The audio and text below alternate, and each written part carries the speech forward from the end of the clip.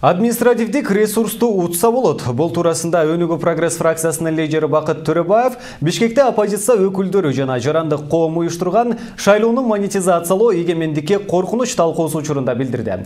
Тегерек столдун катышуучулары кечээ күндөн баштап күчүнө кирген мамлекет башчысын жана жогорку кеңештин депутаттарын шайлоо жөнүндөгү мыйзамда каралган айрым нормаларга каршы пикирлерин билдиришти. Тегерек столдон кабарчыбыздын материалы. Кыргызстанда президенттик шайлоо октябрь айынын 3-жекшембисинде өтөт. Мындай норма жазылган мыйзамга кечээ президент Алмазбек Атамбаев кол койду. Президентти жана жогорку кеңеш депутаттарын шайлоо жөнүндөгү мыйзамга өзгөртүү киргизүү тууралуу бул конституциялык мыйзамдын долбоору 31-майда парламентте кабыл алынган. Бирок мыйзамга киргизилген өзгөртүүлөрдө шайлоо күрөөсү 100 000 сомдон 1 миллион сомго көтөрүлдү. Парламенттик шайлоодо саясий партиялар үчүн шайлоо босогосу 7%дан 9%га жогорулайт. Байкоочулар бир катар ыйгар укуктарынан ажыратылган. Буга каршы болгон жарандык активисттер бардык саясий күчтөрдү, саясатчыларды, оппозиция өкүлдөрүн, ошондой эле президенттик шайлоого катышууну көздөгөн талапкерлер, жогорку кеңештин депутаттарын, мыйзам демилгечилерин жана БШК мүчөлөрүн чакырышкан. Анткени бул мыйзамдын айрым нормаларына каршы болушкан жарандык активисттер бул мыйзам шайлоочулардын укугун бузуп жатат деп эсептешет. Президенттик гана шайлоо эмес, парламенттик шайлоодо дагы өзүн бул бийликти сактоо гана инстинкти пайда болуп ошол мыйзам өттү деген ойдобуз. Иш-чарага мыйзамдын демилгечилери дагы чакырылган, бирок алардын бири дагы басып келген жок. Депутаттардан жалгыз гана Өнүгүү прогресс фракциясынын лидери Бакыт Төрөбаев келди.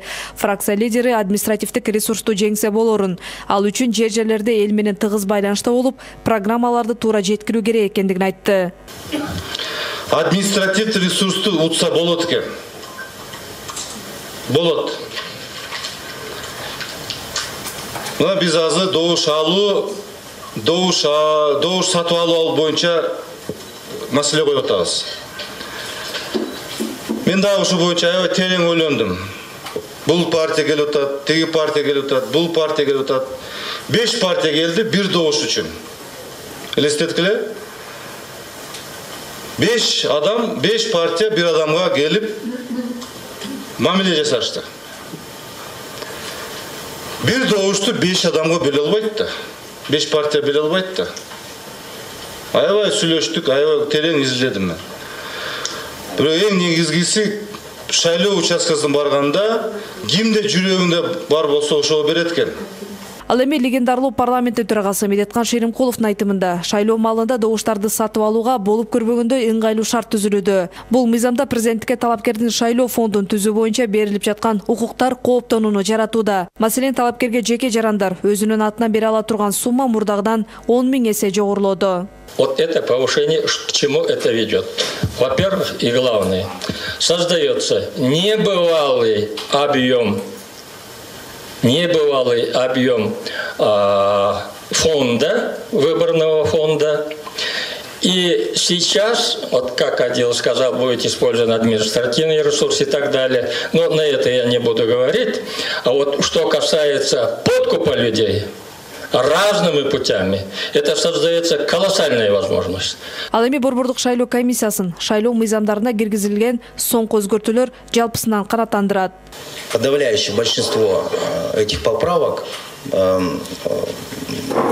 большинство членов ЦИК, они устраивают. Шайлоо мыйзамына киргизилген өзгөртүүлөр коомдук талкуудан өтпөгөндүгүн тегерек столдун катышуучулары белгилешти. БШКнын мурдагы төрагасы Акылбек Сариевдин айтымында Конституцияда президент болом деген талапкер 30 000 кол топтошу керек деп жазылган. Ал эми киргизилген өзгөртүүдө шайлоо күрөөсүн 100 000 сомдон 1 миллион сомго көтөрүлүшү бул карама каршылыкты пайда кылууда. Көтөрүү маселеси эмнеден көтөрүп чыккандар? Талапкерлердин санын чектелген мааниде кирип атат деп биз жаштырган жок. Акчасы көбүрөөк болсо чектелет деген тарихте кирип атышат. Демек бул түзөтүс Конституциянын талабына каршы келип атат. Шайлоо күрөөсүнүн жогорулашын жарандык коомдун өкүлдөрү бай талапкерлердин кызыкчылыгын камсыздоо менен жарандардын шайлануу укугун чектөө аракети катары сындап чыгышты. В президентские гонки, так как не каждый человек может позволить себе выложить миллион сомов как залог. Президенттик шайлоону 15 октябрга жылдыруу боюнча Атамекен партиясынын демилгесин президент дагы колдоп, мыйзамга кол койду дейт саясаттануу илимдеринин доктору Канат Азиз. Эми болсо шайлоо күрөөсүнө ылайык талапкерлер миллиондогон каражаттарын кетиришет. Бирок эртең ошол эле талапкерлерден ал акча кайдан келгендиги боюнча суроо туулушу мүмкүн дейт. Первый вопрос. Если официально вносятся эти деньги, после итогов выборов будет стоять вопрос, откуда появились эти у тебя деньги. Тегерек столдун катышуучулары шайлоо күрөөсүнүн жана шайлоо фондусунун көбөйтүлүшү, саясий партиялар үчүн шайлоо босогусунун жогорулашы жана байкоочуларга киргизилген чектөөлөр шайлоочулардын укугун бузат деп эсептешип, бул боюнча коомчулукка кайрылуу жасамай болушту. Иззат Шугуралиева, Талгат Алтынбаев, Сентябрь.